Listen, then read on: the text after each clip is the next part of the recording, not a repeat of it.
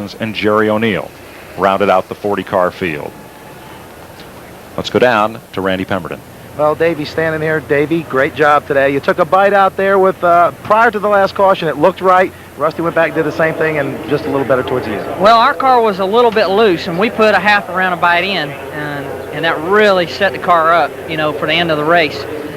We didn't need that last caution, but, you know, luck plays an important role in this game, and today was Rusty's lucky day, but we got to congratulate them because they ran a strong race to come from the back of the pack like they did to win it. And, you know, we had a good race, had a lot of fun out there racing today. Texaco Havoline Race Team did a great job. It was fun to lead a race for a change, and especially fun to finish on the lead lap. But I'll tell you, Randy, I've had some orders from home. I talked to Krista last night on the phone, and she told me that if I don't tell her, hey, the next time on TV, I'm in trouble when I get back. So, hey, Krista, and Robbie, and Liz. Okay, so we got the family out of the way. Davey, did you learn anything here today? First time here, you didn't really have a chance to practice that much. I asked Mark the same question. Anything that you would do differently coming back up here next time? Well, as odd as this sounds, I may bring a different race car. We kind of gambled on something this weekend. It sort of worked out and it sort of didn't in some ways, but we think we know what to come back with. Just wait till next year and come back and try it again. Okay, we'll see you next week. Good luck. Thanks. Mike Joy? Yeah, I think he knows, and he's not telling. Craftsman Tools. When seconds count, there's no time for second best. The official tools of NASCAR present the Winston Cup point standings. Dale Earnhardt saw a big chunk of his 251-point lead go away. He leads Dale Jarrett now by 171 points. Rusty Wallace is now as far behind Earnhardt as Jarrett was coming into New Hampshire, 250 points. Morgan Shepherd is fourth, Davey Allison fifth, Kyle Petty sixth, Jeff Gordon seventh. Mark Martin moves up to eighth in the standings. Ken Schrader falls to ninth, and Ernie Irvin is 10th. Jeff Bodine 11th, Jimmy Spencer, Sterling Marlin, Ricky Rudd, and Bill Elliott. That's the top 15 in the Winston Cup point standings after 16 of 30 races. Here's Glenn Jarrett. Well, I'm standing by with Andy Petree. Of course, he's a crew chief for Dale Earnhardt, and Andy, was just one of those days. Yeah, it was, you know. Kind of been a bad weekend. You know, we had a bad qualifying run on Friday, and, you know, that kind of put us back behind there a little bit. We had a good run coming up through there. Made our green flag pit stop, and the transmission hung in gear, so we couldn't, you know, we lost like 15 or 20 seconds trying to get that thing unhung, and we got back after our lap down, and just trying to get our lap back there racing with Sterling. I don't really know what happened, but they got together and he spun, and well, it just went downhill from there. We lost the brakes after that, and just tried to ride it out. Well, you saw a little bit of your points lead go away there today to an old friend of yours, Dale Jarrett. Yeah, that's right, but I think we can keep our eye on the ball and do what we're supposed to do the next few races. I think we can get it back, so we're not real worried about it right now. Well, and walking up here is Dale Jarrett. In case you folks out in TV land don't know, these two guys went to high school together. They graduated together. They built their first race car together, Dale Jarrett and Andy Petree. Now Dale is chasing Andy's driver. It's quite a story, but Dale, you had a pretty good day as opposed to what Andy and Dale Earnhardt had. That's the way it's supposed to go, isn't it? I mean, let's get it straight. Andy built that first car. I didn't. I watched, but he taught me a lot and helped me get my career started. And you know, now we're chasing them. You know, that's the days that you're going to have. You know, a couple of times when we had bad days, they had really good days, and you know, hopefully we can close this up. I know they'd rather it not be a cakewalk. They'd rather have to work a little bit harder.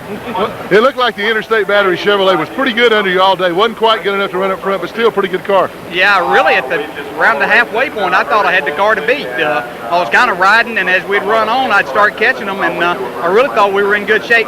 Then the track got slicker, and as it did, our car became a little bit too loose, and we couldn't adjust it to where it was any better, so we just left it alone there. And yeah, I really did think that we were going to be in good shape and have the car that was going to run there with Rusty and them, but we'll take fourth. This is the kind of day that we needed to close this back up a little bit. Well, congratulations again, and don't let the plane take off without me. We'll be through here in a little bit. Mike? Okay, Glenn. Hope you've enjoyed the views from our Ray Bestis Brakes aerial chopper today. Right now, those views are of traffic leaving New Hampshire International Speedway, but we're not. We'll be right back. All you have to do is call one beautiful New Hampshire 1603-528-2123. Or get in touch with the Hampshire International Speedway Concession. Is Randy? I wonder if Randy's still there and ask Davey how long they're going to be. You guys and your airplane deals.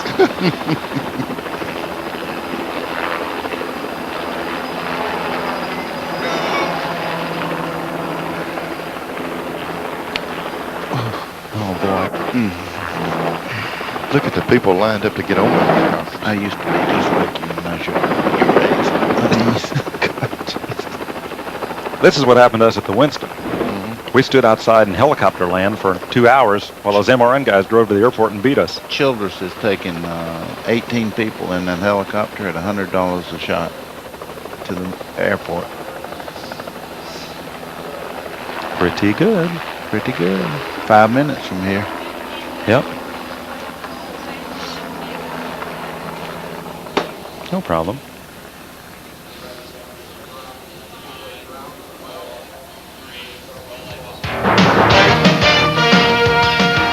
The Nashville Network's exclusive coverage of the Slick 5300 has been brought to you by Avalon Formula 3 Motor Oil.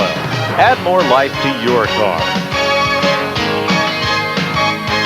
Pretty good show here at New Hampshire. These folks enjoyed it.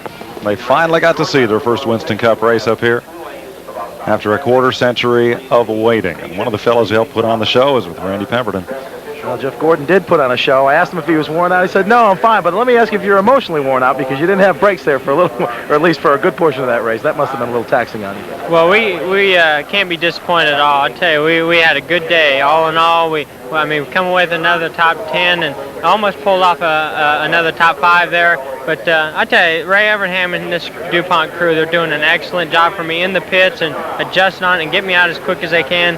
And we just keep, picking away like we are in these top 10s, and we're gonna get further and further up there in the points. But today we just started running out of brakes, and that was our main problem. The car was off just a little bit, but not as bad as you really thought we were. I mean, the brakes just hurt us more than anything.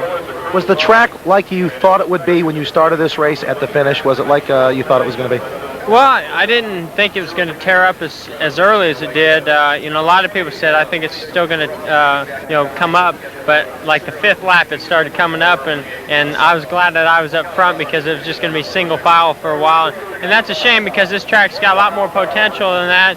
And you can do some side-by-side racing here. And I think all in all it was a good show. But the track basically handling-wise, yes, it was about like I thought it was going to be. But then you had to slip and slide around the marbles, and I wasn't expecting that. Okay, congratulations on a good run. Thank you. Can a rookie win the Winston Cup Championship? Sure, he's running for points just like the rest of them. James Hilton finished second in the rookie chase when he was in the Winston Cup chase when he was a rookie. The Fram Filters 500K will be our next live TNN telecast. That's a Busch Grand National race, Saturday, July 24th from Talladega Super Speedway, 2 p.m. Eastern Time. Then Sunday, July 25th, live the Mopar Mile High Nationals from Denver, 7 p.m. Eastern Time, live final round coverage.